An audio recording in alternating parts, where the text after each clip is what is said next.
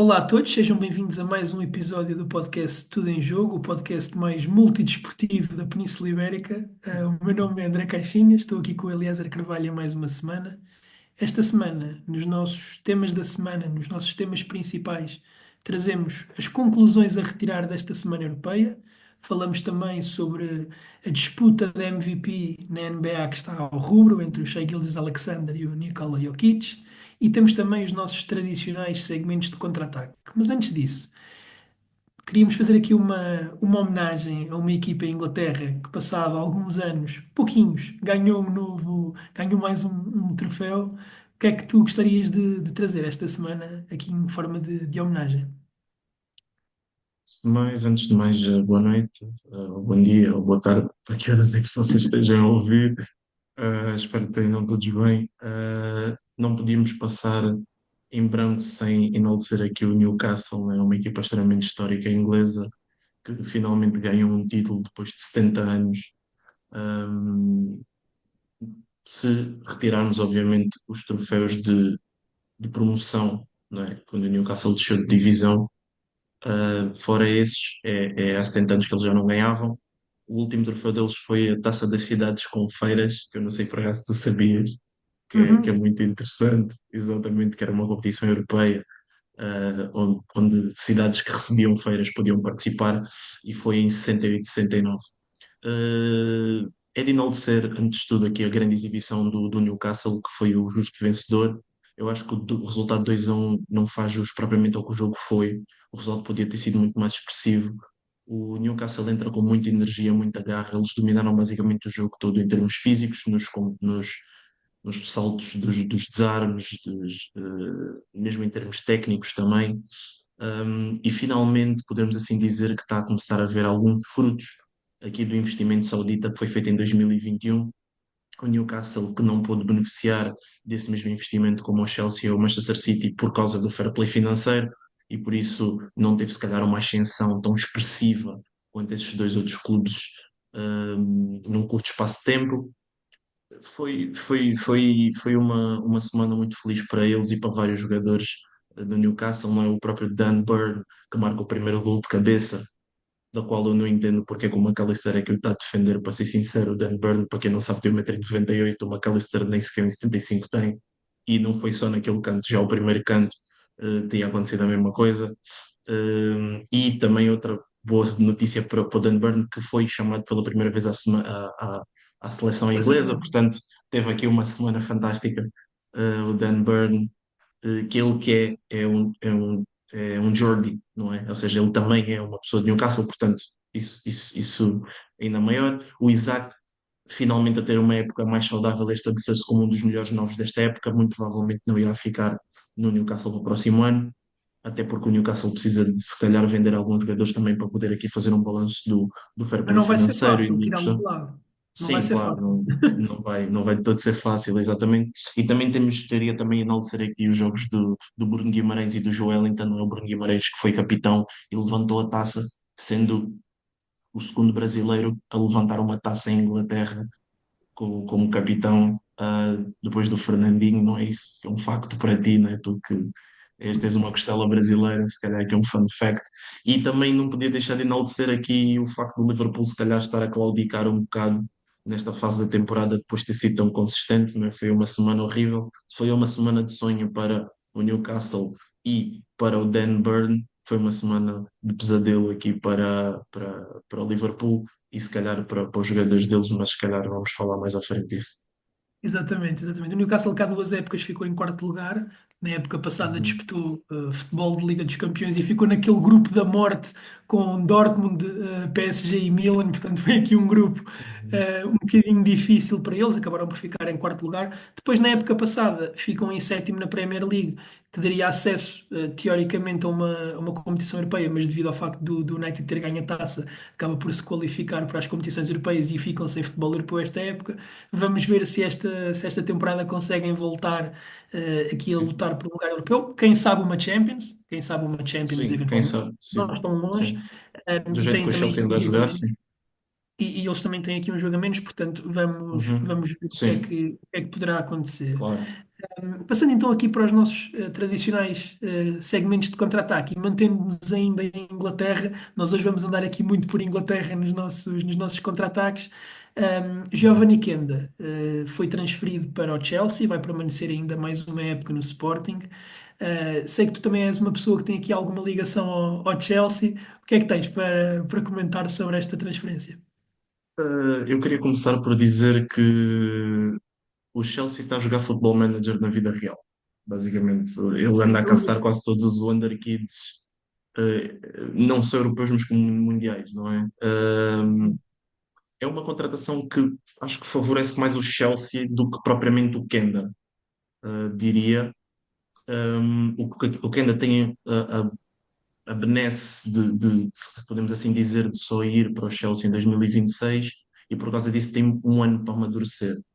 E isso poderá trazer-lhe algumas vantagens com os possíveis rivais diretos em termos de posição na extrema-direita que ele irá encontrar. Ou seja, de momento, o Chelsea conta com o Pedro Neto, o Madueque e a chegada a meio do ano do grande Estevão, né, o Messinho, que já era um tema de conversa, porque como é que ele vai se integrar aqui neste lado direito com estes dois nomes, que além de serem jogadores de uma qualidade acima da média, que é o Neto e o Madueque, não é? Também são jovens, não é? Ou seja, são jogadores todos que precisam de minutos. Mas também tem uma competição indireta, porque o que ainda pode jogar do lado do esquerdo, como nós sabemos, mas Claro. depois também tem o Sancho, que está em empréstimo com opção obrigatória de compra do Chelsea, e tem o Mudryk, que vem perdendo cada vez mais minutos, portanto, se calhar já nem é opção, mas não sei se o Kenda vem para contar para a esquerda. Depois tem outros também, como o David da Fofana, que é um extremo possante, também jovem, que precisa de minutos, e depois também tem outra competição sempre indireta, como o Palmer e o Kendry Paes, que é o outro underkid aqui sul-americano que vem para o Chelsea ainda este ano. Portanto, que são jogadores mais que são 10, não é? Que jogam mais atrás, mas que podem sempre aparecer numa ponta do terreno. Portanto, eu não percebo muito bem a contratação do Chelsea do Kenda. Se calhar é para aqui para uma para, para talvez uma possível alteração tática ou alguma coisa que o Maresca poderá fazer, visto que o Chelsea joga num sistema de 4-2-3-1. Não sei muito, não é um sistema de três defesas ao qual o Kenda está mais habituado, para ser Pelo sincero. menos Portanto, a nível sénior, a nível sénior. sim, assim a nível sénior, exatamente a nível sénior. Portanto, não sei muito bem. Será que há uma possível discussão com o próprio jogador ou uma ambição de ambas as partes para que o Kenda se calhar possa jogar a ala do lado direito? Não faço ideia, não sei. Talvez, talvez seja bem possível, até porque o Chelsea joga com um ala direito extremamente hum, elevado no terreno, né? Como joga Muito com, projetado. exato, muito projetado, quando joga com o Reece James ou com o Malo Gusto. Exatamente, quando joga ou com o Reece James ou com o Malo Gusto, do lado direito jogam com eles muito projetados. Portanto, eu não sei muito bem, se calhar, se eles contam com quem dá para isso. E queria saber qual é que é a tua opinião e também queria saber se tu achas que o Sporting podia ter lucrado aqui um bocado mais. Supostamente a transferência está apontada para 40 milhões ou 50 milhões mais objetivos. 50 milhões, Não sim. sabe, sim, 50 milhões mais objetivos. Não sabe exatamente quanto é que ficam com os objetivos, mas hum, eu acho que o Sporting podia, na Supostamente minha não terá opinião, ter tido objetivos. mais. Supostamente não terá objetivos. Supostamente será os 50 milhões. Depois há a transferência do ESU, que também ainda não está totalmente confirmado. Mas a questão Sim, dos objetivos ainda é um pouco incógnita, porque à partida não exato. haverá objetivos. Ou seja, Exato. O isso é que um eu ponto vi, um pelo bocadinho menos no sensível. sítio, estava a dizer que havia objetivos na questão do Kenda. Portanto, não sei se. Sim, ainda não está totalmente definido o negócio, ainda há Exatamente. alguma incerteza, mas à partida não deverá haver objetivos. Ou seja, eu acho que isso até é uma coisa que não faz muito sentido, Pois, porque exatamente. ele sendo um jogador jovem poderia ter aqui alguns Sim, objetivos associados e sim. nesse sentido ser um pouco mais semelhante ao negócio, por exemplo, Uhum. do Estevão, que tem aqui Exatamente. alguns objetivos. Exato. Eu acho que a transferência do João Félix e do Darwin mudaram um bocadinho a percepção que alguns adeptos portugueses têm das transferências, né? E mais recentemente tivemos Sim. também o Galeno, há muita gente a Uhum. comparar, não faz muito sentido porque o Galeno foi transferido para a Arábia, e negócios com a Arábia são sempre incomparáveis porque Sim, há claro. muito extra futebol até envolvido nessas transferências, portanto não faz Exato, muito sentido. exato. O Kenda tem 17 anos, tem uma temporada a nível profissional, e tal como tu disseste, tem alguma rotação a jogar num sistema de três em que ele fazia a aula toda. Depois, quando o Sporting mudou o sistema e passou a Uhum. jogar a quatro, vimos o Kenda a jogar um pouco mais à frente, em alguns momentos à esquerda, em alguns momentos à direita. Mas a verdade é que nós não temos nem sequer 6 meses do Kenda a jogar numa posição, ou seja, existe alguma Sim, incerteza de que forma é que ele poderá ser útil ao Chelsea. O Chelsea está a jogar super bem exatamente. neste. Esta altura parece que é mais comprar um potencial do que propriamente nós investimos e acreditamos neste jogador e queremos fazer deste Claro. jogador a nossa base de projeto. Portanto, eu não adorei a transferência dele para o Chelsea. Eu acho Pois que não. teria preferido que ele tivesse ido para o Manchester United, apesar do United não ser um sítio com maior Exato, estabilidade. Mas a exato, ver já esta exato, relação com o Ruben exato. Amorim, acho que poderia fazer Eu sentido. acho que até, eu acho que até essa questão, exatamente porque havia rumores desse interesse do United e do Ruben Amorim no Claro. Kenda, eu acho que também uso isso como âncora, não é? Como argumento para poder dizer que se calhar o Sporting podia ter lucrado mais. E agora falando, como estás a dizer, da questão de não haver objetivos, eu acho então que não é uma muito boa venda para um jogador com o talento do Giovanni Kenda. Eu acho que eles podiam ter usado, se calhar, a questão do interesse de mais do que um clube como o Leverage para adquirir mais do que os 50 milhões. Eu entendo o que tu queres dizer aqui com a transferência do Darwin e do João Félix, mas acho que isso mostra o quão, se calhar, não seguro é o Sporting em termos de vendas de jovens jogadores comparativamente ao Benfica. Eu acho que se o Kenda estivesse no Benfica, teria Sim, saído a mais do que 50 milhões. Acredito, sim, talvez. provavelmente. Ah, Mas por outro lado, eu acho que as equipas também já não estão tão dispostas a largar 80 ou 90 ou 100 milhões em Portugal depois sim, do claro, claro. recente Até que porque nós o Kenda temos. também joga em posições um bocado diferentes, não é? Eu acho que o João Félix E é e o muito Núñez novo. também saem esse. Não é só isso, eu acho que o João Félix e o Núñez também saem esses valores porque estão mais associados a uma posição de golos, não é? Porque os golos valem muito. O Kenda, Claro, claro. apesar de marcar, não é bem a mesma coisa, não é? Por isso é que se calhar, pronto, jogadores que não jogam no último terço acabem por valer menos, não é? Porque essas questões acabam por pesar bastante. Sim, eu acho que Apesar o de Kenda vai que, jogar no último para terço, além apesar disso. de não ser um jogador com tantos gols, eu acho que a Sim, sim, contribuição dele sim, faz sentido sim, para o claro. jogar da frente. Mas Sim, mesmo quando nós claro. comparamos com jogadores menores de idade, não é assim tão normal. E, por exemplo, à exceção de um Yamal, que se fosse transferido hoje em dia seria por valores Sim, astronómicos, claro. o próprio Claro. Estevão, que é um jogador apontado para ser top mundial e a quem toda a gente Uhum. afigura que possa ser um futuro bolador, inclusivamente, a transferência dele, salvo erro, foi por 45 mais 15, ou seja, tem sim a componente dos objetivos, mas o valor base até é inferior ao do Kenda. Sim, Mas, mas pronto, mas eu acho que também isso acho é que há muito por ser a potencial. transferência, se calhar, do Brasil, não é? Também Claro, temos, claro que sim, mas Em Portugal normalmente acaba por ser um bocado mais caro. Mas sim, mas eu acho que é uma coisa a ver vamos, né? A ver vamos e eu estou, de certa forma, ansioso aqui para ver como é que o Chelsea irá usar o Kenda e o Chelsea irá usar muitos destes jogadores. Há rumores de que alguns nomes poderão sair e se calhar o Chelsea já tem isso pensado de forma ao Kenda depois poder substituir alguns destes nomes que irão sair, não se sabe, mas eu acho que é, como disse, é uma transferência melhor para o Chelsea do que propriamente para o Kenda. sim, provavelmente, concordo. Como eu disse, eu preferi tê-lo visto no Manchester United. Faço então E um eu ponto também, aqui para o meu contra-ataque, eu também. que é justamente o Manchester United e esta semana do United do Ruben Amorim. O Ruben Amorim teve, se calhar, a semana com menos dores de cabeça, ou uma das semanas com menos dores de cabeça desde que chegou a Manchester. Acaba por eliminar a Real Sociedade na Liga Europa à meio da semana e depois por ganhar por 3-0 ao Leicester no campeonato, num jogo em que se calhar o resultado até foi um bocadinho melhor que a exibição, mas ainda assim com alguma tranquilidade para a equipa do Ruben Amorim. No final do jogo contra a Real Sociedade, falou-se um pouco da questão da Liga Europa versus Premier, porque parece que temos duas versões do Manchester United e parece que temos tido aqui Claro. uma vida dupla para a equipa do Ruben Amorim. Uhum. E o Ruben falou sobre isso no final do jogo e associou muito essa questão ao lado físico do jogo na Premier League e às situações de defesa de 1 para 1 que na Premier League são mais prejudiciais. Eu Uhum. acho que ele foi um pouco redutor à análise que fez. Claro que em contexto de flash Sim, interview não consegue revelar aqui todas as claro. nuances, mas ainda assim, eu acho que também é redutor falar num United da Premier e do United na Liga Europa, porque eu acho que, na verdade, se quisermos ir um bocadinho mais ao detalhe, podemos é falar de um United na Premier contra equipas mais fracas e de um United em jogos grandes e na Liga Europa, porque a verdade é que o United, apesar Uhum.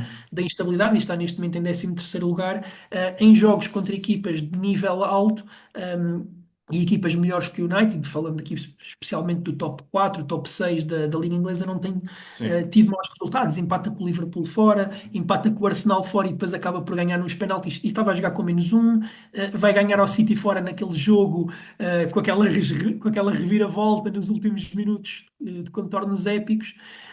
E eu separo aqui três motivos para nós termos um United tão diferente de jogos em que é favorito para jogos em que não é favorito no campeonato e Liga Europa. E eu acho que há aqui três motivos principais, para além da questão física, que eu acredito que possa ser um fator, que é, em primeiro lugar, os jogadores têm muito mais em jogo na Liga Europa do que no campeonato. Porque o United, por esta altura, já não está a sim, disputar propriamente nada na claro, Liga Inglesa.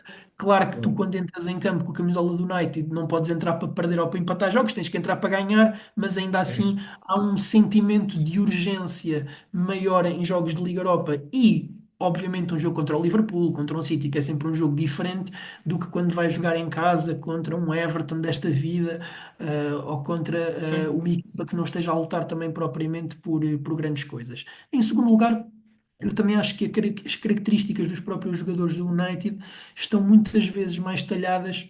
Não para aqueles jogos em que tu consegues assumir com bola, tens alguns jogadores que sim conseguem fazer isso, mas há muitos jogadores na equipa do Manchester United que não parecem ter esse nível e parecem estar um bocadinho mais adequados para jogos mais 50-50, mais de combate. E falo, por exemplo, aqui de um Uhum, Casemiro, de um próprio uhum, Ugarte, de um próprio Hojlund, um Zirkzee, por exemplo, até um Rashford uhum. que já não está na equipa, mas que acho que é um exemplo claro de um É jogador desse verdade, nível. Um jogador e também não é por acaso que já não está na equipa, obviamente, e que não exato, está aí exato. nas contas do Ruben Amorim. E em último aspecto, e em última instância, também um fator que muitas vezes não se fala, especialmente na comunicação social portuguesa, que é a própria natureza do Ruben Amorim, porque o Ruben Amorim, mesmo aqui em Portugal, nunca foi um treinador super ofensivo, e que colocava as Pois equipas a não, jogar um futebol extremamente atraente. A pois chegada do não. Ruben Amorim e a ascensão do Ruben Amorim numa primeira fase no Braga foi em jogos grandes, foi batendo o Porto, foi batendo os rivais aqui de Lisboa, que consegue ganhar notoriedade no Braga e depois saltar para o Sporting. E o Ruben Amorim, das primeiras épocas no Sporting, era um treinador muito cauteloso, muito calculista, em que as equipas do Sporting muitas vezes viam-se a ganhar por 1-0, e acabavam por recuar um pouco e o Sporting jogava mais na defesa. Portanto, eu acho que estes três Uhum, fatores, o primeiro associo se calhar mais aqui a uma questão anímica dos próprios jogadores, o segundo, falando se calhar mais dos próprios jogos grandes em Inglaterra do que propriamente na Liga Europa, porque a verdade é que mesmo na Liga Europa muitas vezes o United acaba por assumir o jogo porque também não tem enfrentado equipas de um nível alto, à exceção de se calhar da Real Sociedade, que é uma equipa que propõe o jogo, os outros adversários do United não obrigavam a ter esses comportamentos sem bola. Mas eu acho que todos estes fatores juntos explicam um bocadinho, para além dos fatores que o Ruben Amorim disse, aqui porque é que temos dois Uniteds em jogos grandes, dentro de portas e em jogos para a Liga Europa, uhum. e nos jogos Sim, comuns eu na acho, Apple. sim, sim, tu estás a falar do United e eu penso, e concordo plenamente com o que estás a dizer, e eu penso que, lembro-me do que tu disseste a semana passada sobre a questão do Atlético de Madrid, e que é uma equipa que está muito mais confortável a jogar quando não tem de propor o jogo do que quando tem de propor.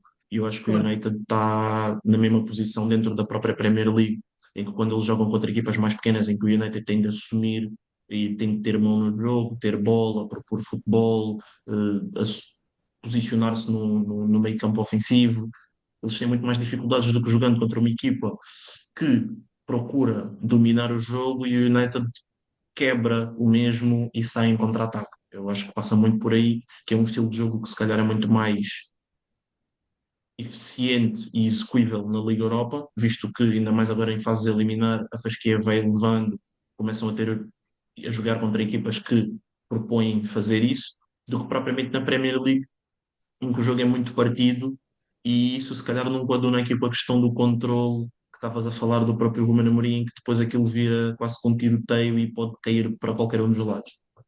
Sim, Um, o Ruben sempre foi um treinador sólido defensivamente. E a verdade é que o United não parece também ter as peças para ser sólido defensivamente e em termos de sistema, porque o Ruben Amorim também entrou a meio do ano, portanto, vendo com uhum. depois um tempo de Sim, preparação, claro. como é que ele consegue montar. Ou seja, ainda não conseguiu ter a solidez defensiva que sempre foi característico do Ruben Amorim do Sporting e ao mesmo tempo também ainda não tem a ideia ofensiva que demorou algum tempo, inclusivamente no Sporting, a carburar. E isto explica algumas das instabilidades do Manchester United. Mas ainda assim, acaba por passar na Liga Europa, vai agora jogar contra o Lyon, portanto tem aqui também algumas perspectivas de eventualmente poder passar mais uma eliminatória, e acho que é aqui uma conclusão que podemos retirar, é este bom Manchester United que encontramos. Sim, não é só para acabar para dizer, portanto, que o United basicamente está a entrar numa fase nova e o Jim Ratcliffe veio falar sobre isso na entrevista que ele deu sobre o clube, também que anunciou a questão do New Trafford, né, do novo estádio que vai ser feito aqui pelo grande arquiteto Norman Foster, que por acaso também é de Manchester. Um, e ele falou ou seja, eles estão a entrar numa nova fase e que estas más exibições são perfeitamente naturais, porque se olharmos para. Ele até fez uma analogia a dizer que se olharmos, uma analogia não, uma comparação a dizer que se olharmos para as folhas salariais dos 11 pelos quais o Ruben Amorim tem apresentado, a média dá para uma equipa de meio da tabela, que é mais ou menos o futebol que eles tentavam apresentar. Portanto, ou seja, faz sentido isso, ou seja, é preciso começar a trazer novos nomes e fazer novas contratações e Algum melhores tempo. contratações. Exatamente, não é? Portanto, ou seja, é perfeitamente natural o que estamos a assistir e é mais uma questão de ser uma fase, de gerir e apontar para a próxima época. Né? Exatamente, exatamente. É uma conclusão aqui que podemos retirar desta semana, então, é que o Manchester United tem representado aqui uma dupla vida, e passo então aqui para o nosso tema principal da semana, o nosso tema da semana, que são as conclusões a retirar desta semana europeia. Portanto, o desafio foi cada um de nós trazer aqui três conclusões, três coisas que nós retiramos desta semana europeia, e vamos se calhar dizendo à vez. Portanto, convido-te a abrir aqui as hostilidades. Qual é que foi a primeira conclusão que tu retiraste desta Semana Europeia? A minha primeira conclusão vai se manter em Inglaterra. Eu acho que esta semana foi muito sonante aqui para o futebol inglês e queria dizer que com a saída do Liverpool a Inglaterra perde o seu principal representante na principal competição europeia, não é? E deixa as coisas um bocado mais na mão aqui do Arsenal, que é se calhar o segundo favorito, o United, o Spurs e o Chelsea. Ou seja, mais uma vez, o que é considerado a melhor liga do mundo não consegue se assumir em termos europeus, não é? Ou seja, esta derrota do Liverpool é muito maior do que só a derrota do Liverpool, diria, até porque o futebol inglês é muito grande. Até porque os favoritos agora na Champions e na Liga Europa passam a ser espanhóis, como costuma ser, normal, e como já é de costume, num ano em que poderias ter os três vencedores das três principais ligas, das três competições europeias, todos ingleses, não é? Em que o E Liverpool ainda estava podes, mas é presente. difícil. Ainda Sim, podes. ainda podes, mas é muito, mas ou seja, já não estão a competir ou que estariam estando o Liverpool na competição, visto que ele era um dos favoritos. Eu acho que é Claro. muito difícil com o Arsenal, principalmente com o embate contra o Real Madrid, e vamos ser sinceros que o Aston Villa não conta. Seria uma surpresa, não é? Enorme se eles Gigante. conseguissem exatamente. E este é engraçado, porque eu até estava a ver, eu não sei se tu sabes que outro fun fact, nunca houve uma supertaça europeia inglesa, 100% inglesa. Já houve espanholas, já houve com as duas equipas espanholas Exato. várias vezes, mas nunca houve inglesa. E assim, esta época poderia de facto ser uma época em que isso seria possível, não é? Em que três das equipas do top 6 ganhariam as três coisas e não vai acontecer. Ou, Exato. Também não obviamente ajuda, acontecerá. para ter a supertaça inglesa, também não ajuda o facto do Sevilha ter ganho 38 Ligas Europas nos últimos 10 anos. Também não ajuda muito. Exato. Mas certo, certo. E na Exato. Liga Europa, É. eu acho que ainda pode acontecer. O United, vamos ver. Sim, o Na, United, na o próprio conferência, Tottenham, não é? o Chelsea também pode ocorrer. Sim, Acho que na Liga dos Campeões vai ser difícil. Ok. sim. A minha primeira conclusão, e trazendo algo que eu já falei num episódio anterior, é que o PSG é mesmo um candidato à Champions. Ok.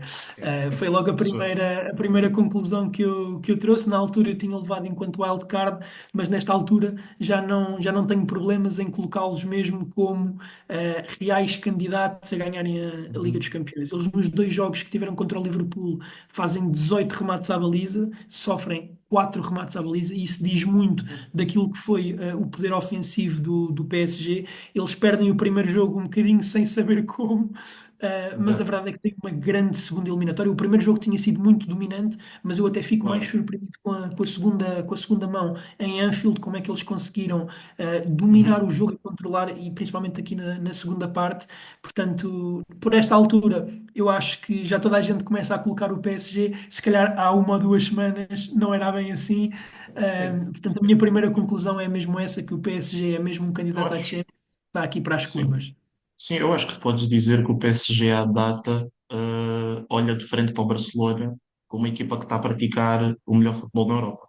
Sim, sim, sem Ok, que há dúvida. a questão, ok, que há a questão do futebol francês, que é sempre a crítica feita por causa da competitividade da Liga Doméstica, mas o PSG está a fazer o que lhe compete, que é dominar o futebol francês, Claro que e sim. quando jogou contra equipas francesas na Liga dos Campeões, amassou-as por completo. Ou seja, eles não têm culpa dos adversários serem muito mais fracos, mas eles estão a fazer o que uma equipa grande normalmente faz, que é dominar as equipas mais pequenas.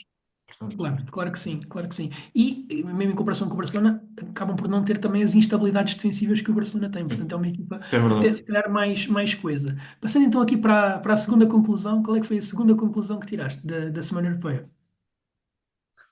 Continuando aqui na cidade dos Beatles, queria dizer que a segunda conclusão é que com esta derrota do Liverpool na Liga dos Campeões e também agora com a Carabao Cup, que impede o triplete também doméstico, a competição para a Bola de Ouro fica mais aberta do que se calhar alguma vez ficou ou teve nos últimos anos, não é? Porque o Salah muito dificilmente mantém-se como principal candidato. O Rafinha acho que passa a ser o principal nome, não é? Não só em termos de sensações, mas também o Barcelona ainda estar na Liga dos Campeões e estar em primeiro na La Liga, mas acho que todos nós sabemos, e se formos honestos e admitirmos, ou seja, o Rafinha não é aquele nome e não é aquele jogador de nome de bola de ouro, não é?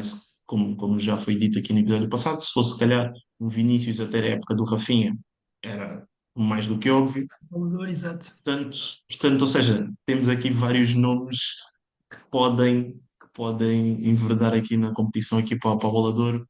Não sei quem é que tu achas que passa. Eu acho que vai depender muito sempre do vencedor da Liga dos Campeões, obviamente, Claro, mas se pararmos para pensar um bocado, ou seja, se o vencedor da Liga dos Campeões não for o mesmo que o da La Liga, fica muito complicado. Acho que exatamente. fica muito E, complicado. e em relação ao Salah, há a questão deles não jogarem o Mundial de Clubes, ou seja, não sabemos que influência Sim, exatamente é que a competição vai ter claro. na disputa, mas Claro. ao Salah não vai depender de certeza. Isso já sabemos Exato, que exatamente. não vai disputar. Exatamente. Bem, O eu que não vou é, o fazer que nenhum é, comentário, eu não vou o, fazer nenhum o- comentário ao que tu trouxeste, porque a minha segunda conclusão, e eu faço já aqui a ponta, é que o Rafinha é o principal candidato a ganhar a Bola de Ouro.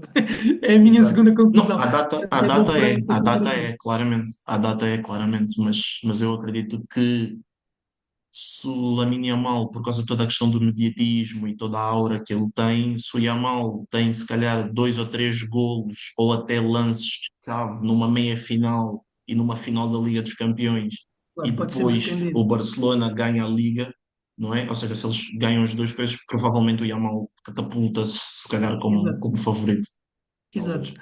A minha Apesar segunda da época conclusão, histórica do...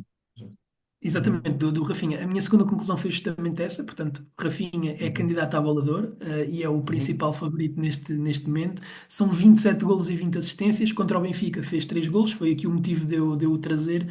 Ele nunca tinha marcado mais do que 18 golos numa temporada, nem feito mais do que 12 assistências. Portanto, nesta época já superou e muito esses dados, e ainda faltam bastante jogos. Portanto, ele arrisca-se a fazer uma época, sei lá, de algo como 30-30 ou uma coisa assim do género, que é uma coisa Sim, sim. surreal. Ou seja, Uh, é engraçado, tu disseste que ele nunca marcou mais de 18 golos numa época e esta época ele se calhar faz mais de 18 assistências. Faz sim, ele dos já está com gols. 20 assistências, exato, já está com 20 assistências, já está com Exato. 27 golos, portanto, está a Exato. bater todos os Sim, recordes. exatamente, exatamente. Esta conclusão era mais sobre a semana europeia, mas eu até coloquei aqui um dado que o papel do Rafinha nesta equipa do Barcelona vê-se muito também no jogo contra o Atlético de Madrid que eles depois têm no fim de Sim, semana, e em sim, especial no quarto gol, porque o Barcelona claro, marca o quarto obviamente. gol com uma Exatamente, pressão alta do Rafinha aos 97 minutos e o exatamente, fazer também esse dado porque isso exatamente, revela muito, ou seja, o Rafinha não é exatamente. só tem 27 golos, tem 20 assistências, mas também tem isto. Joga à esquerda, joga à direita, joga ao meio, pressiona, Uhum, vem buscar jogo. Portanto, nesta altura é uhum. um jogador E muito completo. a versatilidade dele faz sentir com a substituição do Ferran Torres, não é? Assim, a partir do momento que o Hansi Flick mete o Ferran Torres, foi de forma a libertar o Rafinha para ele poder deambular um bocado mais e não ter Exatamente. tanta preocupação de estar a jogar atrás do Lewandowski. Tanto que depois vê-se isso no segundo gol, no cruzamento dele, em que ele está no lado direito, que era o lado supostamente onde devia estar o Yamal, não é? Ou seja, vê-se a sua versatilidade Exato. ofensiva, deambulatória no terreno. E no quarto gol, a pressionar aos 97 Sim, minutos, a maneira como ele está a pressionar. eh, é não são todos os impressionante. jogadores com 27 gols e 20 assistências que fazem isso aos É, é. 97 minutos no fim do jogo. Pois é. Qual é que é então a tua última conclusão a retirar da Semana Europeia? A minha última conclusão basicamente é um ditado e uma história para crianças, que é grão a grão a galinha enche o papo e mais a história do patinho feio. Parecendo que não, fora as sensações e fora se calhar um futebol não tão consistente, o Company pode ter aqui uma época histórica no Bayern de Munique, não é? Ou seja, com a eliminação do Leverkusen, eles passam para as quartas finais, posicionam-se de forma muito competente para poder, se calhar, ganhar a Liga dos Campeões, ou pelo menos chegar até a final, e a Liga também está muito bem encaminhada. Ou seja, apesar de ter sido, não sei, se é que foi a 10ª escolha para treinador aqui do Bayern, alguma coisa do género, Certo. após ter sido uma escolha bastante controversa e bastante criticada, e apesar de não estar, como disse e como já falei, já falámos aqui outras vezes do Bayern, não estar a ser a equipa mais consistente, apesar de ser uma equipa algo divertida de assistir por causa do seu futebol extremamente dinâmico e agressivo, ele está a conseguir fazer o que o Bayern precisava depois destes 2 anos de instabilidade, que é ganhar jogos, ganhar títulos, voltar ao domínio europeu, e parecendo que não ele tem estado a fazer isso. Não é? Eu acho que é interessante que, como eu disse, grão a galinha enche o papo. Os Exato. bocadinhos Eu não ele estava à vai lá. espera. Eu não estava à Pois. espera não estava à espera nem que tu trouxesse o Bayern, nem que eles ganhassem ao Leverkusen da Pois, forma que exatamente. ganham. E só para fazer aqui uma ponte com o nosso segundo tema, também grão a grão, a galinha enche o papo, pode dizer a mesma coisa para o Harry Kane, porque se ele com a Bundesliga ganha, se eles de facto chegam a uma final da Liga dos Campeões, e se eu não estou em erro, eles estão no Mundial de Clubes, Então, no portanto, grupo do Benfica. então, exatamente, portanto, o Harry Kane posiciona-se aqui se calhar de uma forma muito boa para poder disputar aqui para a Bola de Ouro, ainda mais com esta eliminação do, Do do Liverpool. Liverpool. E outra coisa, se o Bayern ganhar a Liga dos Campeões, o Barcelona não ganha. Portanto, ou seja, o argumento aqui para o Rafinha depois acaba também por estar Exato. mais, Está uma mais corrida coisas. muito aberta. Está uma corrida muito Exato, aberta também exatamente, para isso. exatamente. A minha última conclusão sai um bocadinho da Liga dos Campeões, sai um bocadinho da Liga Europa também e vem para Portugal, e fala aqui sobre o Vitória, de Guimarães, Vitória Sport Clube, e a minha conclusão é que a derrota por 4-0 não retira o mérito à campanha do Vitória, Claro, nesta temporada. Nós nunca tínhamos tido uma equipa portuguesa na Liga Conferência, tem havido grande dificuldade do nosso sexto, sétimo entrarem na Liga Conferência e passarem as pré-eliminatórias, isso nunca tinha acontecido, e a verdade é que o Vitória começa muito cedo a época, na segunda pré-eliminatória, e avança aqui várias etapas até chegar à fase de Liga. Depois, na fase de Liga, fica em segundo lugar apenas atrás do Chelsea, o que é um resultado extraordinário. Tem azar no sorteio, calha contra o Betis, que, a meu ver, é um dos grandes favoritos à competição e tem um dos jogadores que eu mais aprecio mundialmente e tu também, que é o Isco, portanto, partilhamos este sentimento em comum.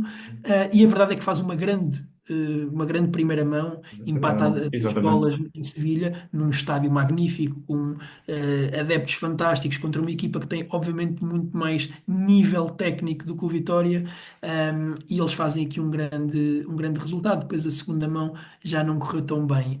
Eu estive a ver, por curiosidade, porque eu já não me lembrava, do primeiro 11 que o Vitória utilizou na segunda pré-eliminatória, porque o Vitória tem sido muito dizimado por transferências e por vendas de jogadores. O Vitória esta época já fez 43 milhões, o que para um clube da dimensão do Vitória é extraordinário e pode, Uhum. se bem gerido, recatapultar aqui a equipa, e redimensionar um bocadinho aquilo que é o Vitória, que é uma Uhum. equipa grande que nos últimos anos não tem tido grande estabilidade. E na primeira ficha de jogo encontrei jogadores como Jota Silva, o Mangas, o Caio César, o Alberto Costa, o Manu Silva, que hoje em dia estão Nottingham Forest, Juventus, Benfica, na Arábia, ou seja, encontraram também aqui outros clubes e é a prova que se calhar se o Vitória se tivesse conseguido manter a equipa, nem a equipa da época passada, é a equipa que começou esta época e que ainda chegou a fazer aqui os primeiros dois jogos, no caso o Jota Silva fez só um, mas estaríamos aqui a falar de uma equipa que se calhar daqui a 10 anos ou 15 ou 20 ainda nos lembrávamos com certo Claro, saudosismo. claro. E acho que não apaga em nada a trajetória magnífica que o Vitória Uhum. fez Sim.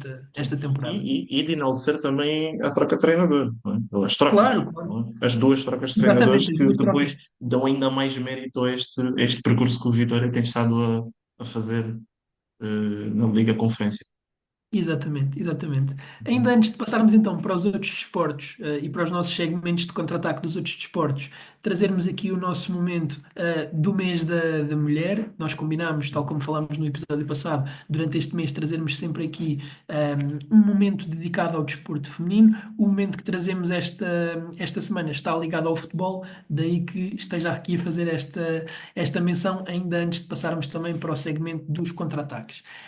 A Jéssica Silva, jogadora internacional portuguesa, uma das melhores jogadoras e maiores jogadoras da história do futebol português, esta semana teve aqui um episódio infeliz, um episódio triste, e que nos deixa a todos, enquanto fãs de desporto, preocupados. Portanto, ela acaba por levar com uma bolada na cara no treino, e perde a vista, portanto, perde a vista de um olho e coloca a carreira aqui em suspenso. Portanto, por tempo indeterminado, não sabemos se vai voltar. Claro que nesta altura o mais importante é que ela recupere a vista, mais até do que pensarmos já na vertente mais desportiva, mas ainda assim todos nós queremos também voltar a vê-la em campo. Eu não estou aqui para falar deste momento, porque acho que nós temos que estar aqui para enaltecer o que ela foi e o que ela é enquanto atleta. E eu acho que há muita gente que não reconhece o valor que a Jéssica teve para o crescimento do futebol feminino português. O futebol feminino em Portugal cresceu muito nos últimos anos, e temos nomes a aparecer como a Kika Nazaré, como a Telma Encarnação, aqui desta nova geração, e a verdade é que se calhar se não tivesse havido uma Jéssica antes delas, se calhar as portas não estariam tão abertas para elas abrirem e para elas entrarem. A Jéssica foi a primeira portuguesa a ganhar uma Liga dos Campeões. Jogou no Lyon, naquela altura em que o Lyon era a melhor equipa da Europa, antes do domínio agora mais recente do Barcelona. Ela jogou também na Liga Americana, que é uma liga forte e onde está agora atualmente novamente. Jogou também na Liga da Suécia, que é uma liga também competitiva no futebol feminino. E, inclusivamente, depois voltou para o Benfica, cumprir aqui o sonho do pai e do avô dela, que eram grandes benfiquistas ferrenhos, e que ela também sempre falou sobre isso, e contribuiu muito também para o crescimento do próprio Benfica, que o Benfica tem tido nos últimos 4 5 anos, em particular também naquilo que foram as competições europeias. Ou seja, vimos um Benfica muito forte, quer a nível nacional e quer a nível europeu, e obviamente a Kika hoje em dia é mais falada e acaba por sair para o Barcelona, e hoje em dia é uma das jogadoras mais talentosas e a quem se reconhece mais qualidade, mas a Jéssica nesta primeira fase foi muito importante e continua a ser uma jogadora muito importante, e queríamos também prestar aqui a nossa homenagem. Uhum. Claro. Passando então aqui para o nosso segmento dos contra-ataques. Vamos começar aqui por falar de ciclismo. Mantendo-nos ainda em Portugal, o João Almeida esta semana disputou o Paris-Nice, que é uma prova de uma semana, uma prova que serve aqui também como preparação e é vista um bocadinho como Uhum. a antevisão daquilo que são as grandes voltas. Vamos ter grandes voltas a chegar já em breve, com a volta à Itália. Depois vamos também falar e vamos acompanhando aqui um bocadinho as grandes voltas. E a verdade é que o João Almeida, neste início da época, normalmente a época no ciclismo, pelo menos de preparação aqui para as voltas, começa fevereiro, março, e o João Almeida está aqui a fazer este ciclo e acaba por ter uma semana, posso dizer, de altos e baixos aqui para o João. Acaba por ter uma semana um bocadinho agridoce. Ele correu o Paris-Nice, como eu disse, ele era segundo barra terceiro favorito. Tínhamos o Vingegaard como claro favorito. O Vingegaard, que é o segundo melhor ciclista do mundo, só atrás do Pogacar, que é um Claro, alienígena, óbvio, que é de outro óbvio, planeta. Mas o óbvio. Vingegaard é o melhor dos mortais e muitas vezes está Uhum. perto do Pogacar e inclusivamente já lhe ganhou duas voltas à França. E o João Almeida partia aqui como segundo favorito, se calhar um bocadinho a par do Matthias Jorgensen também. E na quarta etapa, o João Almeida bate o Vingegaard numa subida à montanha e acaba por ganhar a etapa, o que é um resultado extraordinário. E já é a segunda vez nesta curta época em que ele consegue ganhar uma etapa ao Vingegaard. Na primeira ele não ganhou a etapa, mas ganhou a disputa contra o Sim, Vingegaard. a Eu acho que isso disputa, é sim. muito significativo, e mostra muito o nível que o João Almeida tem e o nível que o João Almeida está a predispor-se a ter. O João Almeida também já falou um bocadinho sobre o crescimento que tem tido nas últimas temporadas, em particular algumas correções daquilo que ele é menos bom ainda e que se calhar o tem impedido de Uhum. fazer resultados ainda melhores nas grandes voltas. Ele faz resultados estratosféricos e faz sempre top 10. Mas hoje em dia a expectativa do português, do adepto português, é que ele Mas é consiga outra. a ganhar uma grande volta, e ele deixa sempre estes dois bons indicadores, aqui já neste início de temporada, mas depois, 2 dias depois, e entretanto o Vingard já tinha desistido da volta, ele acaba por perder 2 minutos, e depois na última etapa perde também alguns minutos e acaba na sexta posição da geral, a quase 5 minutos, salvo erro, do camisola amarela, que foi o Matias Jorgensen que eu falei anteriormente. O Brandon McNulty, que é um colega do João Almeida, desistiu porque estava doente. Sabemos que no ciclismo, muitas vezes, se o teu colega direto está doente, é possível que tu, que tens muito contacto com ele durante o dia, também possas ter alguma coisa. O João Almeida falou disso, Uhum. de não se estar a sentir 100% bem fisicamente. E num desporto como o ciclismo, se tu estás um pouco febril ou se Sim, estás com alguma gripe, isso já é suficiente para teres grandes sim, quedas claro. em montanha e acaba por ter aqui uma semana difícil, uma semana dura, com sentimentos mistos para os portugueses. Por um lado, tristes, poderia ter feito ainda mais na classificação geral, mas por outro lado, bons indicadores nesta luta com o Vingard na quarta etapa. Uhum. Esta semana, o que é que tu nos trouxeste enquanto tema de contra-ataque? Também tem uma de contra-ataque é o GP da Austrália, não é? Ou seja, foi aqui a primeira corrida que nós tivemos da Fórmula 1 e fazer aqui foi uma espécie de rescaldo do que é que foi um levantamento das sensações e que a corrida nos deu e o que é que podemos esperar aqui para a próxima, já para as próximas corridas. Como foi dito, não é, aqui no nosso vídeo de previsões, a corrida foi marcada, se podemos assim dizer, aqui pelos rookies assim um bocado mais erráticos, né, pelos calores que causaram vários yellow flags, não é? E isso depois deu assim algum ânimo à corrida, que na minha opinião, fora isso, não estava a ser das mais interessantes, não é? Se não fosse a questão de climatérica e se não fosse a questão dos yellow flags. É engraçado que apesar de ter havido tantas desistências e tantos yellow flags e acidentes, não houve nenhum red flag, não é? Ou seja, se calhar aqui é uma postura um bocado diferente pela FIA, de maneira a que deixar as coisas acontecerem e não parar aqui a corrida. Hum, Todos eles não acabaram a corrida, não é? Menos o Kimi, obviamente. E também enfatizar aqui que se calhar outro rookie, entre aspas, também não conseguiu acabar a corrida, que é o Sainz, não é? Que é basicamente Exato, um o rookie rookie na numa Williams. equipa, exato, na Williams, que também teve aqui um erro. Muito em contrapartida com a corrida do ano passado que ele ganhou, não é? Ou seja, portanto, não foi um término muito bom. E a chuva também, outra coisa a levantar é que a chuva demonstrou o quão bom o Max Verstappen é.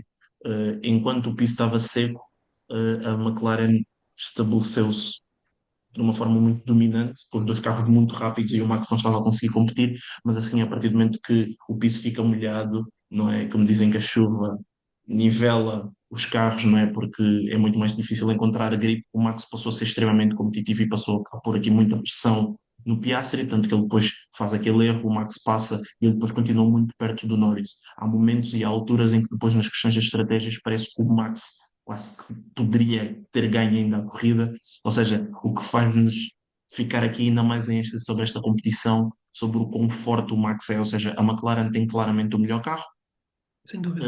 mas o Max é outro nível.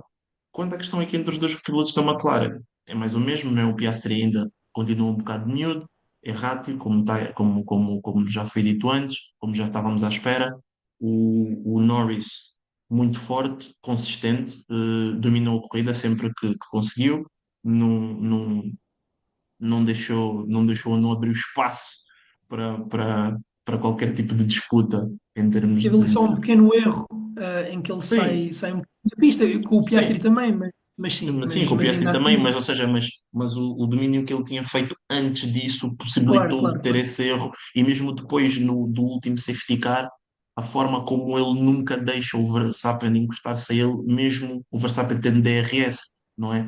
O que depois, se calhar, mostra aqui o quão domínio do carro da McLaren é, porque há momentos da corrida em que o Verstappen está a menos de um segundo e o próprio Piastri também está a menos do segundo, o que normalmente os indicadores da Fórmula 1 mostram quando a pessoa está consistentemente a menos de um segundo do carro da frente é porque eu estou a andar mais rápido do que ele, mas depois conseguir fazer o overtake é muito difícil. Claro que depois, se calhar, esta velocidade de ponta da McLaren pode cair um bocado por terra, não é? Porque, em princípio, está aqui a ser muito discutida a questão da asa traseira deles e da abertura que eles têm, que quase que Exato. faz um mini DRS, portanto, a princípio isso vai ter de cair por terra e eles vão ter de fazer uma asa nova sem isso, e se calhar isso é capaz de tirar alguma performance do carro deles e pô-los ainda mais perto da Red Bull, o que é bom aqui para nós em termos da Eu disputa não aqui sei se isso era bom ou se era mau para a competição. Eu não sei se era bom ou se era mau, porque a nível de equilibrar o Verstappen Pois é, com a restante pois competição, é, não sei se era bom ou se era pois é. mau. Também foi interessante, continuando aqui sobre a McLaren, também foi muito interessante o facto de termos visto aqui team orders, que é uma postura que a McLaren não absteve-se muito de ter a época passada, mas esta época, como foi previsto aqui por nós aqui no podcast, no último episódio, vai haver claramente, se calhar, uma posição muito mais, Uma diferença marcada, exato. Ao sim, contrário do uma que foi diferença visto muito nos mais últimos marcada épocas, do que o que vimos. entre o Norris e o Piastri. Sim, exatamente, exatamente. Também, obviamente, enaltecer aqui a corrida do Nico Hülkenberg e do Lance Stroll, não é? Obviamente aqui o Stroll que ficar em sexto lugar, que é um piloto muito esquecido, é se calhar talvez o piloto mais esquecível do grid, conseguir acabar aqui em sexto lugar. O Hülkenberg também, o Albon fortíssimo, não é? Acabar aqui em quinto, podia ter sido quarto caso o Kimi tivesse tido a Levado penalização, a mas condição, a mesma exato. foi levantada. A Ferrari continua a ser a Ferrari, tiveram azar, eles fizeram um gamble, não é? Fizeram uma aposta em continuar na pista mais tempo do que os outros, porque não sabia ao certo como é que ia ser a questão da chuva. É mais azar do que propriamente, se calhar, incompetência ou outra coisa qualquer, mas sendo a Ferrari, sendo a equipa que comete tantos erros como já tem cometido nos últimos anos, muito provavelmente pode-se continuar a criticar que, ou seja, mesmo quando eles arriscam e têm azar, é engraçado que a moeda pende sempre para o lado errado, não é? Exato. Mesmo com coisa. E ia ser uma estreia horrível aqui para o Lewis Hamilton, que depois, no final, acaba por sofrer um overtake fantástico do Piastri. Piastri. E queria só deixar aqui depois também a questão do Kimi, não é? Ou seja, a forma como, para mim, a meu ver, ele foi o driver of the day, a forma como ele sai abaixo do 15º, apesar de ter havido tantas desistências, o facto de ele ter acabado em quarto é fantástico. Eu acho Sem que a dúvida. diferença entre o Kimi e o Lawson é maior do que a diferença entre os carros, não é? Porque eu acho que a Red Bull é mais rápida, mas o Kimi é tão rápido e tão talentoso que eu acho que ele vai acabar aqui à frente do Lawson, e acho que esta corrida mostrou um bocado disso, não é? O quão melhor ele é como piloto, não que o Lawson se calhar não possa ter aqui se calhar um domínio durante algum tempo por ter um melhor carro a princípio. Eu não sei Um, se a Red Bull tem o melhor carro que a Mercedes ao dia de hoje. Não sei, não achas? sinceramente. Não Não sabes? Achas sei. que o Max é que é assim tão rápido, não é? Acho, Achas que é acho, mais acho isso? sinceramente. Ok, Sim. ok, exato. Sim. Sinceramente. Eu Mas acho. falando aqui da Mercedes, eu tinha aqui uma nota que é a Uhum, grande corrida do George Russell. Eu gostei muito da corrida do George Russell. uhum, Eu acho que muitas vezes, em corridas com tanta instabilidade e em que há uhum. chuva, em que há N condições a afetar a corrida, a melhor coisa que tu podes fazer é passar despercebido. E nós estávamos a ver a Exato. corrida. E o George Russell praticamente não aparecia na emissão, ou seja, Pois não. parecia que ele não estava a correr, e a verdade é que Exato. acaba em terceiro e faz um pódio. Exato. Ou seja, até É, mesmo os pilotos que ficaram à frente dele, no caso do Norris e o Verstappen, cometeram erros. Ou seja, o Verstappen tem uhum, aquela curva demasiado esticada, né, na altura em que ele está à procura da água, e o Norris a mesma exato. coisa. Quando sai com o Piastri comete erros. Ou seja, tu viste erros de praticamente toda a gente e o George Russell faz a corrida dele, tem ali os Sim. momentos dele. Eu É, não me lembro de é, um momento instável da parte dele e acho que foi sim. uma grande corrida. Exato, e pegando o que tu estás a dizer é verdade, ou seja, o facto de passar despercebido, aqui houve vários, houve, se calhar quatro pilotos que passaram despercebidos e fizeram resultados fantásticos. Foi o Hulkenberg, por certo, Exato, não, depois a pessoa acaba por ver a corrida e o Hulkenberg acaba em sétimo. O próprio Stroll, eu não me lembro de terem mostrado o Stroll alguma vez na transmissão, exato, e ele acaba em exato. sexto. E o Albon também, de certa forma, não é que foi extremamente consistente, mas era se calhar algo que já estava mais à espera, porque ele já tinha feito uma qualificação muito, muito boa. Só para dar aqui mais um fun fact, né? Hoje o episódio aqui dos fun facts, eu não sei se tu sabias, mas o Piastri, com o erro que cometeu, infelizmente não acabou no pódio e a Austrália, ou seja, os australianos nunca tiveram a oportunidade de ver um piloto deles, de casa, a fazer um pódio eh, no seu Na Grande Prix. Austrália. O que é muito curioso porque os três últimos pilotos australianos foram muito fortes, não é? Que é o Webber, o Ricciardi e Cara, exato. o Ricardo e o Piastri, portanto. O próprio Piastri. Sim, És, e e viu-se é, bem a é desilusão dos esquisito. fãs dele na altura em que ele, em que ele comete o Exato. erro. Viu-se bem a desilusão. Assim, ou seja, eu trouxe aqui isto porque é curioso, ou seja, são pilotos que tiveram em carros vencedores, que já ganharam corridas e mesmo assim nunca fizeram um pódio em casa. Não é? Exato, É verdade. exato. Passando então aqui para o nosso tema principal da semana de desporto, vamos falar aqui sobre a MVP Race, a corrida ao MVP na NBA que está ao rubro.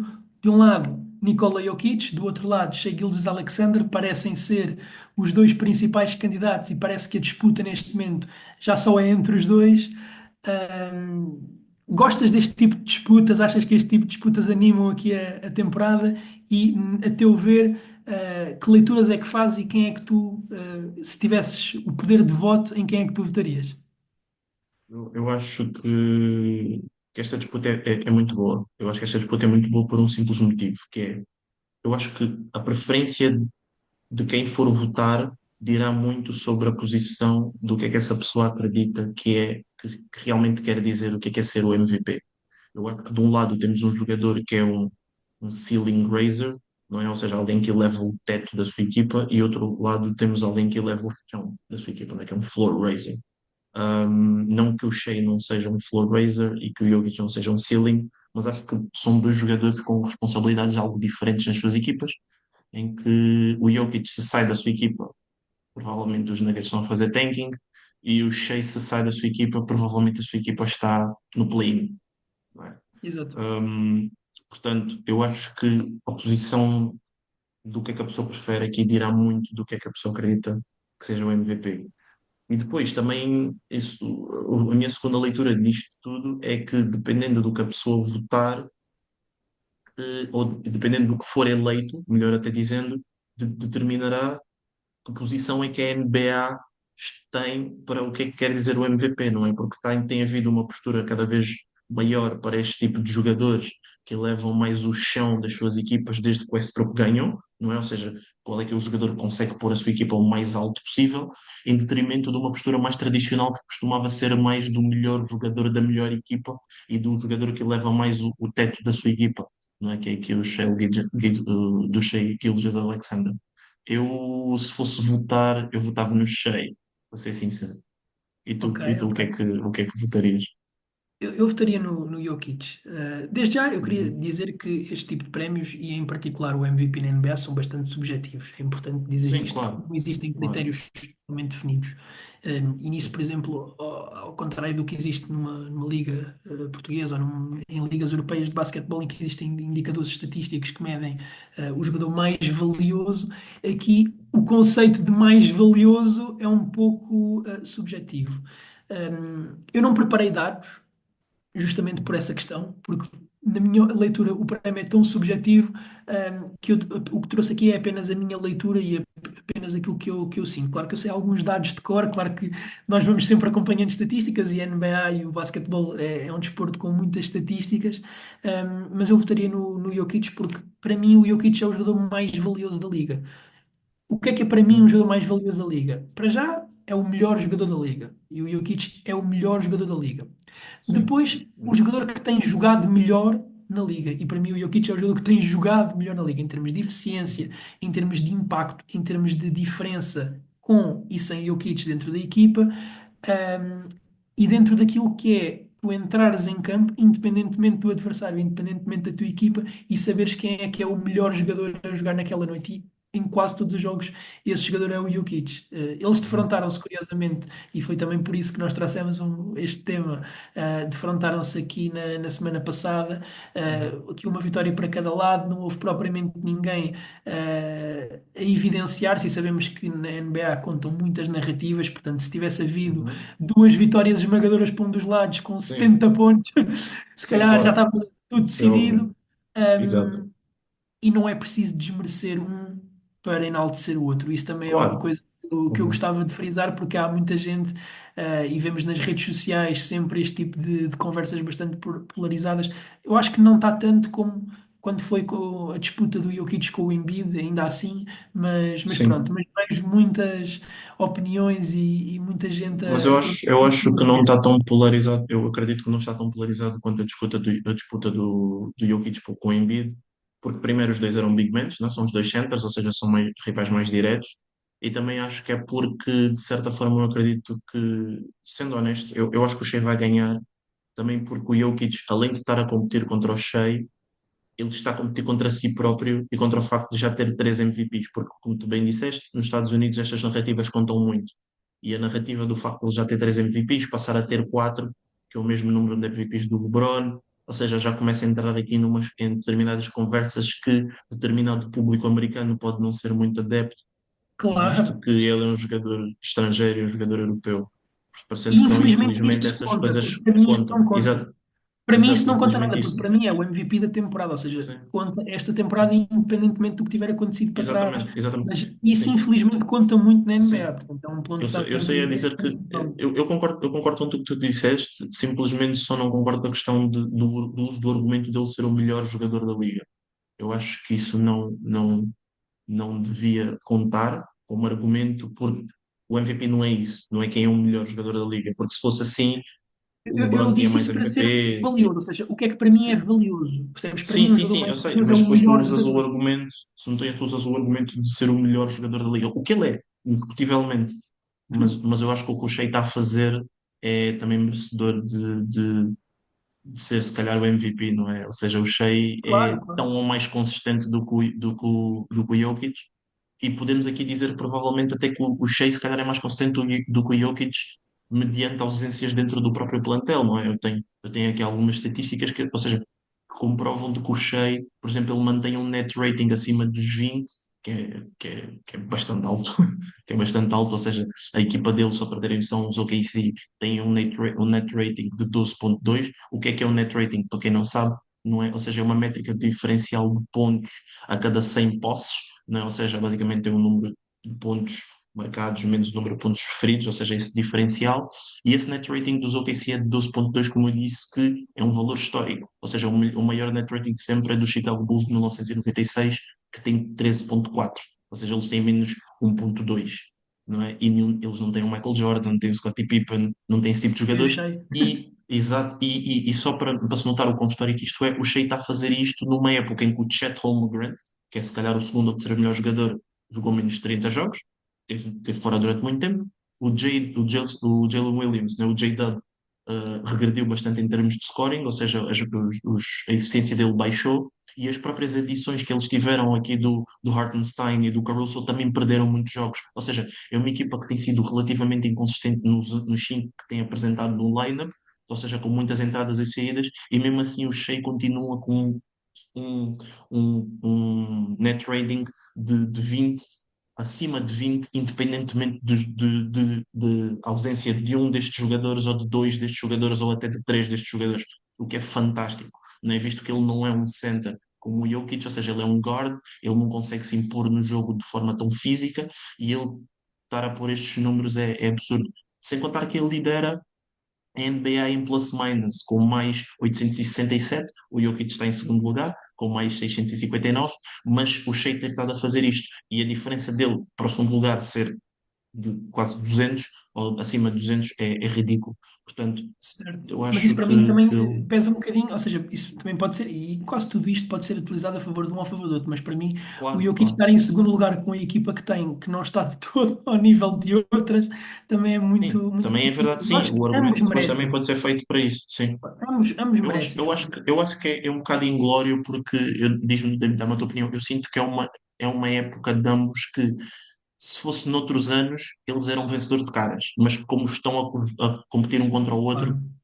se o Jokic estivesse a fazer esta época, a época passada, acho que teria sido eu, não teria sido o Embiid, e se o Shea estivesse a fazer esta época, a época passada, também teria sido eu, não teria sido o Embiid, por exemplo. O Jokic está, se calhar, a fazer a melhor época da sua carreira. Ele próprio disse isto. Aliás. Exatamente, Ele está no top exatamente. 3 de pontos, ressaltos, Saltos, assistências e steals assistências, nesta altura. Portanto, exatamente, isto foi, exatamente. é uma coisa nunca antes vista. Ou seja, O em termos de Jokic, ser consistente, para mim não há sim, ninguém como o Jokic, noite após noite. sim, exatamente, exatamente. E em termos de dominar um jogo, para mim não há ninguém que tenha o impacto Pois do é, Jokic, é por isso pois é, que eu fico nele, mas percebo exato. o argumento do melhor jogador da melhor equipa e ele, o Shea, na Sim. verdade, pode até ser campeão da conferência com mais de 10 vitórias de avanço sobre o segundo lugar, e isto tem muito impacto, obviamente, e também não nos podemos Uhum. esquecer que o basquete é um desporto coletivo, portanto, Sim, claro, e é claro. um dos scorers da liga, está a marcar quase 33 pontos por jogo, portanto, também é muito impactante Sim, e desse não é ponto de só os vista. 32 pontos por jogo, os 33 pontos por jogo nos shooting splits que ele está a fazer, ou seja, ele tem Claro, mais de claro. 50% de field goal, ele está de triplo, tem o league average, que é 37%, que é fantástico, visto que a maioria dos triplos dele não são catch and shoot, são através do Uhum. dribble, muitas das vezes com o defesa na sua cara, e está a fazer 90% de De free lance throw, o que é livre. fantástico. Exato. Portanto, ele está a ter épocas em termos de scoring, de true shooting, muito acima da média para um guard, não é? Claro, Exatamente. claro. Sim. E aí o melhor elogio que se pode fazer é que está quase ao nível do Jokic. Quase, que é Exato, um jogador exato. diferente, que é um jogador diferente e joga mais Sim, perto do sim, cesto, tem muito. Mas ainda assim, sim, claro, um, claro. o melhor elogio que se pode fazer em termos de eficiência a alguém é que essa pessoa está perto do Jokic, porque o Jokic em termos de eficiência é uma coisa Exato. abismal. Mas são O melhor lançamentos que ele completamente tem diferentes. dominado. Mas são Claro, lançamentos claro, completamente claro. diferentes, sim. Mas Claro que sim, sim, claro que sim, claro que sim. sim, eu acho que eu acho que para acabar a Extremamente questão é interessante. essa. Eu acho que para acabar a questão é essa. É o que tu disseste, tu preferes o Jokic, eu acho que dava ao Shea, não é, como mérito pelo que ele está a fazer, e ainda mais a equipa mais jovem da liga, que é outra coisa que temos de enaltecer, ou seja, o que ele está a fazer em termos de liderança é Uhum. fantástico, mas eu acho que depende muito para o que a pessoa valoriza, não é? Claro. Ou seja, se é uma postura mais moderna em termos da posição do MVP, como vimos, por exemplo, com o Westbrook, com o próprio Jokic, se calhar no primeiro ano que ele ganhou, ou numa postura um bocado mais tradicional, que é o melhor jogador da melhor equipa, não é? Que quase sempre foi assim, com os MVPs do Jordan, por exemplo, nos anos 90 e por aí fora. Não é? Exato, exato. Para terminar, vamos então aqui para o segmento do Fora de Jogo, o nosso tradicional segmento que a partir deste episódio sofre aqui uma pequena alteração. A partir de agora, nós vamos trazer afirmações, declarações, opiniões, nossas ou não, não precisamos de concordar com elas. E basicamente a ideia é que o outro diga se está fora de jogo, ou seja, se não corresponde à verdade, ou se está em jogo e pode ser visto aqui como uma verdade. Vamos trazer duas cada um para o outro responder. Tem que dar aqui uma resposta breve, 30 segundinhos, só para aflorar aqui o tema. Uma de futebol, outra de desporto. Eliezer, passo Ui, da bola, ui, dá-lhe. vamos ver o que é que tu traz aqui para mim. Então começo eu? Podes Começo começar eu? tu. Ok. Preferes futebol ou desporto? Mesmo. Se calhar fazemos como no alinhamento, ou seja, futebol primeiro e depois Futebol? desporto. Ah, quer futebol primeiro? Também. Muito tem-se falado aqui da questão da preparação do Neymar para o Mundial 2026 e por causa da sua idade avançada e o facto de ter ficado, se calhar, aqui fora das principais ligas, durante algum tempo. Portanto, eu vou-te perguntar, a afirmação é a seguinte: o Cristiano Ronaldo não deveria ser convocado para o Mundial 2026. Bem, isso foi uma ponte, não estava nada à espera. Saltaste do Neymar para o Ronaldo. O Ronaldo não deveria ser convocado para o Mundial 2026. Eu acho que está fora de jogo. Eu acho que está fora de jogo. Eu acho que o Ronaldo não deve ser titular, indiscutível. Isso já não é só para o Mundial 2026, mas até no 22 já não deveria ter sido assim. Mas apesar de tudo, eu ainda acho que ele pode acrescentar à equipa a espaços. Principalmente em jogos em que a equipa tem algum volume, ofensivo, ou para entrar em alguns minutos e para ser uma presença diária, porque a verdade é que eu não continuo a ver nenhum jogador português que dentro da área seja melhor do que o Ronaldo aos dias de hoje. Ok, ok. Ok, a minha de futebol, então, agora devolvo-te. Eu Sim. trouxe, digo-te já que os dois que eu trouxe têm a ver com o episódio de hoje, ok? E um Bom, deles, ok. que era este aqui de futebol, já respondeste um bocado. Tinha a ver aqui com o Salah e a bola de ouro e não sei o quê, mas tu já decidiste aflorar, portanto antecipaste. O meu fora de jogo para ti é, com a semana que nós vimos do Liverpool, esta semana em Uhum. que são eliminados da Taça na final e da Liga dos Campeões, se o Liverpool tivesse apenas 6 pontos de vantagem no campeonato, ainda o perdia este ano. Fora de jogo ou em jogo? Fora de jogo. Ok, Eu e acho que está porquê? fora de jogo. Eu acho que está fora de jogo porque eu não acredito no Arsenal. Eu acho que não há um competidor direto. Eu acho que é mais essa questão. Não há nenhuma equipa a fazer um forcing muito grande. O Arsenal não é propriamente uma equipa que dá para ter muita fé. É uma equipa que não tem um novo estabelecido. É uma equipa que tem muita dificuldade, às vezes, a marcar golos, a ganhar jogos e muitas vezes em contra equipas pequenas. Se tivéssemos um City ao, à- ao que era a época passada, eu diria que está em jogo, mas visto que não temos assim nenhum segundo lugar super estabelecido, se calhar se o Forest tivesse a 6 pontos, motivado do jeito que está, dava para entreter alguma coisa, mas Isso duvido. era incrível, isso era incrível. Exato, exato, mas duvido muito, mesmo que fosse sim. Portanto, vou dizer que é fora de jogo. Ok, ok. Bora. Exato. Outros desportos, agora és tu. Portanto, aqui em outros desportos, eu trouxe aqui uma pergunta, que eu acho que uma afirmação que tu vais gostar muito, que Ok, é adequando a grandeza dos atletas ao seu desporto, obviamente, não é? Tendo sempre isso em conta, ok.